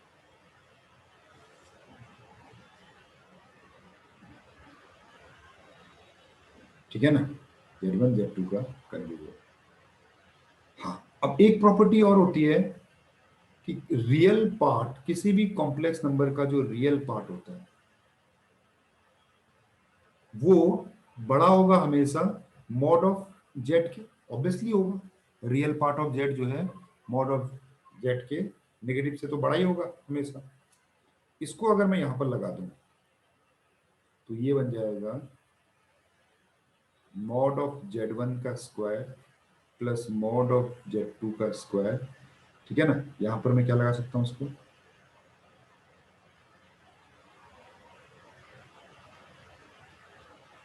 है ना, लगा सकता हूं ट्वाइस ऑफ रियल पार्ट। ठीक है ना, अगर मैं यहां और एक चीज कि यही चीज रियल पार्ट, जो रियल पार्ट ऑफ जेड होता है वो लेस देन भी होता है फिर मॉड ऑफ जेड के। यानी कि एक प्रॉपर्टी ये हो सकती है कि real part of Z mod of Z से छोटा होता है और minus of mod of Z से बड़ा होता है, ये प्रॉपर्टी। इस प्रॉपर्टी को इस्तेमाल करूंगा तो यहां पर मैं इसको ऐसा ले सकता हूं, plus twice of mod of Z1 Z2 का कंजुगेट। और जैसे ही मैंने छोटी चीज को हटा के बड़ी चीज रख दी तो राइट हैंड साइड बड़ा हो गया। ठीक है ना, क्या किया मैंने, इस चीज को रिप्लेस करके छोटी चीज को हटा के बड़ी चीज रख दी, है ना। यहाँ पर ये बन गया सीधे Z1 प्लस Z2 का स्क्वायर लेस देन Z1 का स्क्वायर प्लस Z2 का square plus twice of Z1 Z2। Z2 का कंजुगेट लिखो चाहे Z2 लिखो, तो ये आपका प्रूव हो गया। देखिए Z1 प्लस Z2 का square less than mod of Z1 plus mod of Z2 का होल स्क्वायर। ये स्क्वायर स्क्वायर कैंसिल, तो Z1 plus Z2 is less than mod of Z1 mod of Z2, proved. ठीक है ना, वो जो second वाली प्रॉपर्टी थी ना, ऊपर तीन प्रॉपर्टी लिखी थी मैंने, उसमें ये माइनस इस वाले से रिप्लेस कर देना, लेफ्ट हैंड साइड बड़ा हो जाएगा। भाई अगर यहाँ पर आप माइनस लगा दोगे तो लेफ्ट हैंड साइड बड़ा हो जाएगा, सेकंड वाली प्रॉपर्टी प्रूव हो जाएगी यहीं पर ही जाके। ठीक है ना, अभी जब आर्ग्यूमेंट पढ़ेंगे ना आप, आर्ग्यूमेंट पढ़ेंगे तो आपका और थोड़ा सा ये समझना थोड़ा सा और आसान हो जाएगा ये वाली चीज। जब पोलर फॉर्म पढ़ेंगे तो वहां पर इसको और डिटेल में थोड़ा सा बता दूंगा, एक आध प्रॉपर्टी वहां प्रूव करा दूंगा। अभी फिलहाल आप लर्न करो इन प्रॉपर्टीज को। ठीक है ना, हाँ।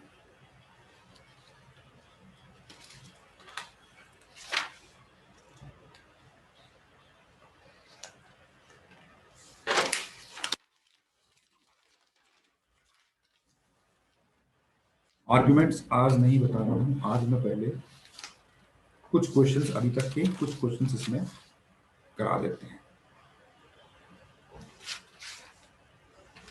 ठीक है ना, ये जैसे देखो ये है,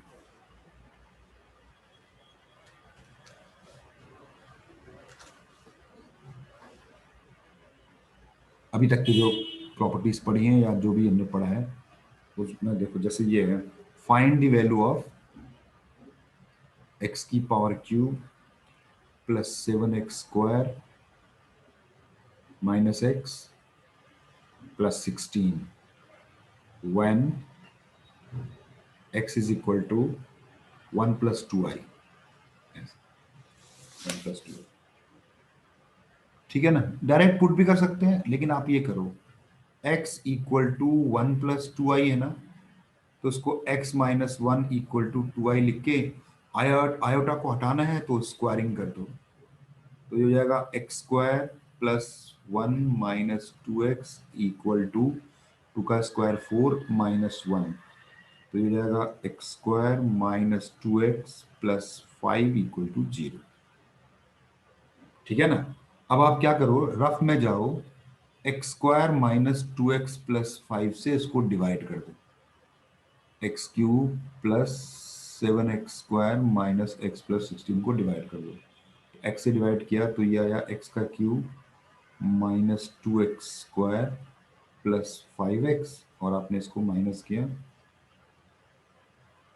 तो 9x² माइनस 6x प्लस 16, तो यहाँ पर अगर आपने 9 लगाया तो ये हो गया 9x², ठीक है ना, ये हो गया 9x² माइनस 18x प्लस 45, और अगर आपने सब्ट्रैक्ट किया इसको प्लस माइनस तो 12x माइनस, ठीक है ना, 45 में से 16 गया तो 29, ऐसे कुछ आ जाएगा। तो देयरफॉर हम क्या करते हैं, x³ plus 7x² minus x minus 16 को लिख देते हैं x plus 9 2x plus 5 plus 12x minus 29, तो ये वाला एक्सप्रेशन खत्म हो जाएगा, तो ये आपका आ गया 12x माइनस 29। अब x की जगह पर जो वैल्यू गिवन है वो पुट कर दो, 1 प्लस 2i माइनस 29, तो 12 प्लस 24i माइनस 29, ठीक है ना, 12 17 माइनस 17 प्लस 24i, ये आपका आंसर आ जाएगा।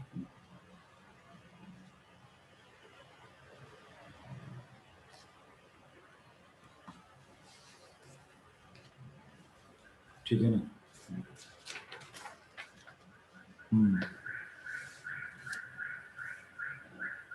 ये कह रहा है इफ z इक्वल टू, हाँ,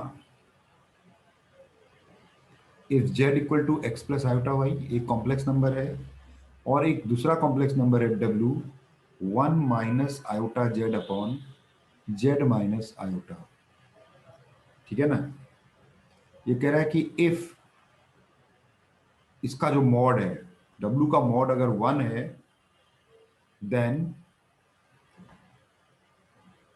prove that z is purely real, z आपका प्योरली रियल है, ऐसे क्वेश्चन है, ठीक है ना। अब यहां पर ये कह रहा है कि दोनों w आपको दिया हुआ है 1 minus iota z upon z minus iota, ऐसे दिया हुआ है आपको, ठीक है ना। तो आप क्या करो, दिया हुआ है कि दोनों तरफ को मॉड ले लेते हैं, equality of two complex number, 1 minus iota z, z minus iota का मॉड, यहाँ पर 1 डाल दो, और मॉड की प्रॉपर्टी 1 माइनस आयोटा z का मॉड अपॉन अलग अलग कर दो, which implies z minus iota का मॉड इस तरफ ले आओ, 1 माइनस आयोटा z का मॉड इस तरफ लाओ, z की वैल्यू पुट कर दो, x plus iota y minus I का मॉड, और 1 minus iota x plus iota y का होल मॉड। तो ये अगर इसको स्टैंडर्ड फॉर्म में लिखोगे तो ये x plus iota y minus 1 बन जाएगा, और ये वाला बन जाएगा आपका 1 तो रहेगा रियल, और आयोटा y 1 प्लस वाई इधर रहेगा, माइनस आयोटा x इधर रहेगा मॉड। अब मॉड का फॉर्मूला लगा देते हैं, तो ये हो गया x का स्क्वायर प्लस y माइनस 1 का स्क्वायर, और ये हो गया 1 प्लस वाई का स्क्वायर प्लस x का स्क्वायर। ये देखिए यहाँ पे, ठीक है ना। जब आप इसको सॉल्व करते हो x का स्क्वायर कट जाता है, तो y माइनस 1, ठीक है ना, 1 प्लस वाई का square plus X square plus Y, ये आ गया देखो यहाँ से। यहाँ से आपको y की वैल्यू मिल जानी चाहिए, ठीक है ना। y की वैल्यू मिल जानी चाहिए आपको, एक्स स्क्वायर कटा, y माइनस 1 का whole square equal to 1 plus Y का होल स्क्वायर। तो Y square plus 1 minus 2y equal to 1 plus Y square plus 2y। सब कुछ कट गया यहाँ पर, सिर्फ एक चीज बचा, y इक्वल टू 0, यानी कि y तो आपका 0 है, x का कुछ पता नहीं, तो यानी कि y आपका 0 है, x कोई रियल नंबर है, तो देयर फोर वाई मतलब इमेजिनरी पार्ट, तो therefore X Z equal to X बच जाएगा, यानी कि प्योरली रियल हो गया, y तो खत्म हो गया। या क्या देखो,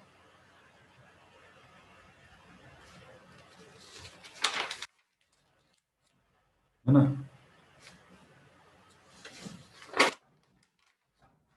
हाँ,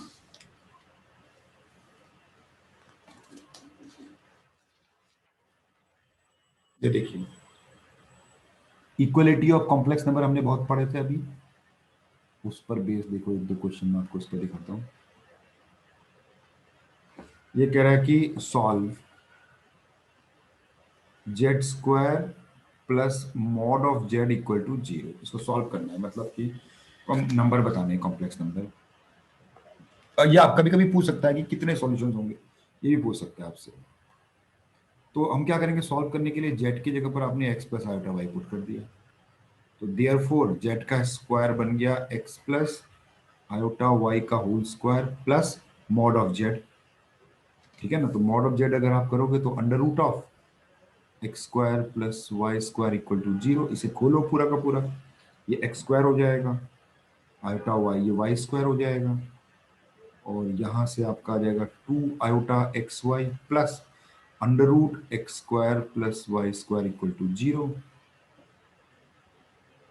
यहाँ से आप देखोगे X square minus Y square plus under root X square plus Y square, देखो ये पूरा रियल है, और ये 2 आयोटा एक्स वाई है इक्वल टू 0 प्लस 0 आयोटा, तो ये रियल वाला रियल से इक्वल, इमेजिनरी वाला इमेजिनरी के equal, equating real and imaginary part, equality of two complex number.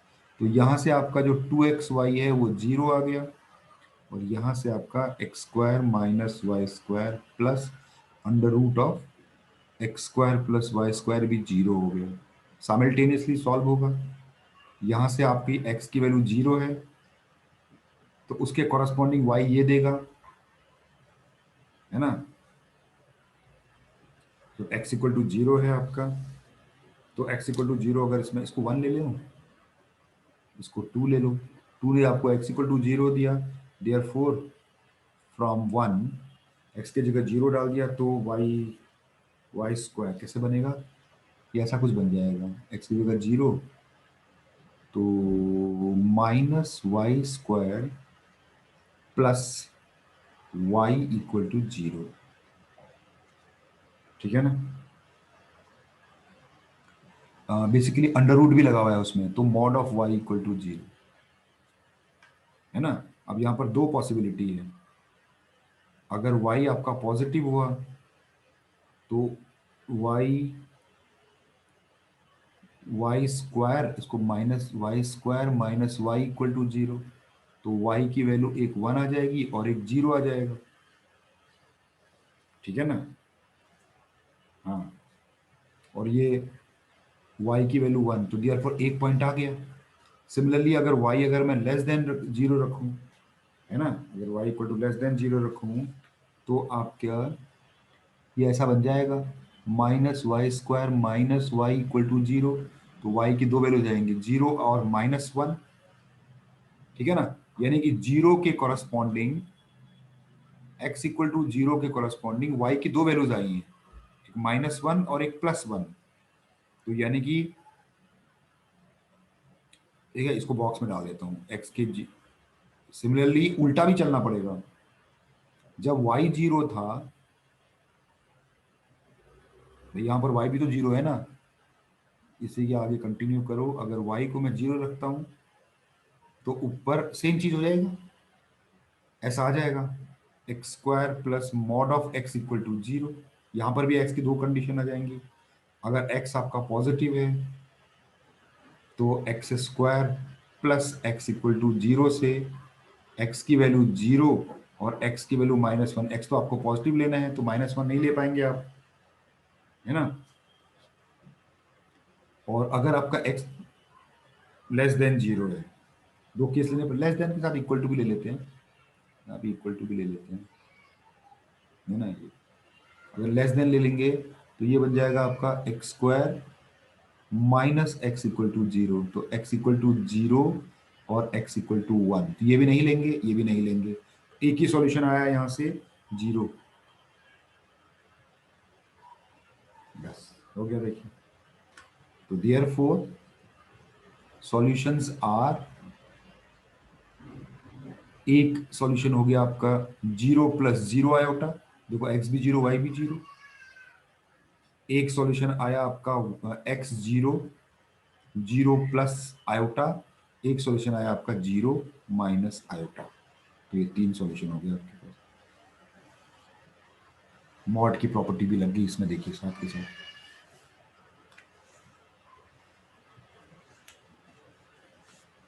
ठीक है ना, एक और करते हैं, इक्वलिटी पे बेस्ड क्वेश्चन बड़े आते हैं।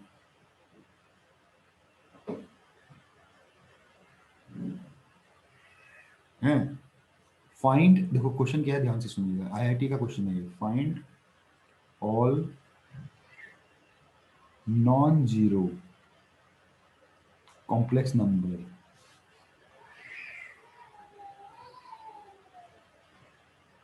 satisfying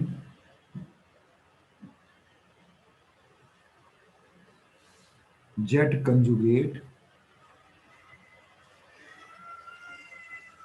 z conjugate equal to है आयोटा जेड स्क्वायर। ये सेम क्वेश्चन है जो ऊपर वाले जैसे। तो कैसे करना होगा, let Z equal to X plus iota Y करिए। तो लेफ्ट हैंड साइड पे x माइनस आयोटा वाई हो गया, और आयोटा जेड का square x plus iota Y का होल स्क्वायर। ठीक है ना। तो इस तरफ आपका x माइनस आयोटा वाई हो गया, आयोटा से खोलेंगे तो X square minus Y square plus two iota X Y, ऐसे आएगा ये। यहां से x minus iota Y equal to iota X square minus iota Y square minus two X Y. अब ये देखिए, रियल पार्ट को अलग कर दें अगर, तो x plus two X Y ये रियल पार्ट हो गया, प्लस इमेजिनरी पार्ट के लिए, ठीक है,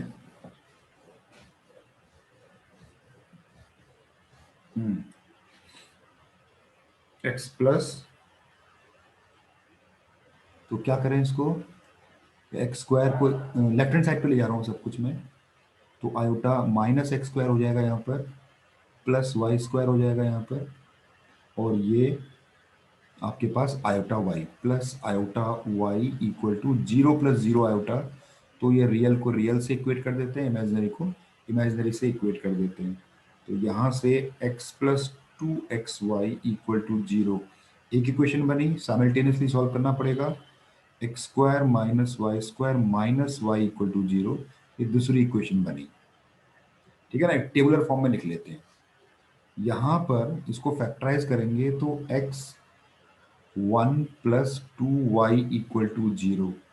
तो यहाँ पे एक टेबल बना लेते हैं साथ में, हाँ ऐसे। तो एक्स और वाई की वैल्यूज यहाँ पर देखते हैं, बहुत सारी वैल्यूज निकलेंगी, देखते हैं कितनी निकलती हैं पहले तो। जो पहले वाले इक्वेशन से आपको पहले वैल्यू मिलेगी, सेकंड वाले से बाकी। तो यहाँ से x इक्वल टू जीरो और यहाँ से y इक्वल टू -1/2। ठीक है ना। अब देखिए, भैया x इक्वल टू 0 के लिए y की वैल्यूज इस वाले से फ्रॉम फर्स्ट, पहले वाले में से आपने x इक्वल टू 0 वैल्यू निकाली, उसको करिए पुट इन सेकंड। तो जब x को 0 डाला आपने, तो ये Y square plus Y equal to 0, Y common Y plus 1 equal to 0 implies Y को दो वैल्यूज निकल गई। तो यानी कि एक वैल्यू तो 0 निकली और एक वैल्यू निकली -1। उसी के बाद इसी इक्वेशन से y की वैल्यू -1/2 डालूंगा, फिर इसको फर्स्ट में पुट करूंगा, तो बाकी x की वैल्यूज निकलेंगी कॉरेस्पॉन्डिंग। तो यानी कि x² -1/2, तो 1/4 माइनस -1/2 इक्वल टू 0, ऐसा कुछ वैल्यू आई है, देखिए, है ना। x² -y², नहीं एक चीज गड़बड़ लग रही है यहाँ पर, ये -i/y होगा, हाँ। क्योंकि लेफ्ट हैंड साइड पे ले जा रहा हूँ, तो -x² + y², ये i/y यहाँ पर माइनस साइन था, है ना, ये वाला है। तो यहाँ पर माइनस साइन करिए, -i/y। तो अगर मैं साइन चेंज करूंगा तो +y बन जाएगा, है। और यहाँ से फिर ये थोड़ा सा यहाँ चेंज करना पड़ेगा, तो -y² + y। तो यहाँ पर बस ज्यादा अंतर नहीं पड़ा, चलो ये वाली, तो -1 होगा यहाँ पर। तो y की वैल्यू 0 एंड +1 ले लेते हैं। -1/2 जब पुट करेंगे यहाँ पर इक्वेशन 1 है, तो x² हो गया, -1/4 हो गया, और -1/2, ये माइनस ही रखो इसको,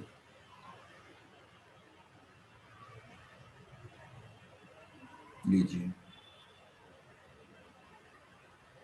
तो यहां से x की दो वैल्यूज आ जाएंगी, तो x² = 4 2 3 3/4, तो यानी कि x की दो वैल्यूज निकल आई, ±√3/2, यानी कि एक वैल्यू आ गई √3/2, एक वैल्यू आ गई -√3/2। तो डियर फोर, आपके सॉल्यूशंस आए हैं, एक तो 0 + 0 i आया है, एक 0 + 1 i आया है, एक √3/2 -1/2 आया है, और एक -√3/2 -1/2 आया है। तो ये 4 सॉल्यूशंस हो गए, सॉल्यूशंस निकाल भी लिए आपने।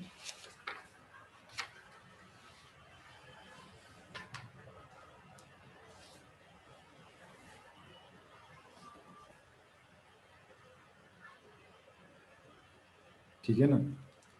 तो ऐसे इस पर बेस्ड ऐसे क्वेश्चंस आते हैं, बहुत सारे पूछे जाते हैं। तो चलिए इतना ही रखते हैं आज इक्वलिटी पे। अगली क्लास पे मॉड के क्वेश्चंस करा दूंगा और आर्ग्यूमेंट को इंट्रोड्यूस कराऊंगा, ठीक है ना। मॉड के कुछ क्वेश्चन हो जाएंगे और आपके आर्ग्यूमेंट के का इंट्रोडक्शन और उसका फर्दर हो जाएगा। तो आज के लिए फिर इतना ही रखा जाए, क्लोज करता हूँ मैं।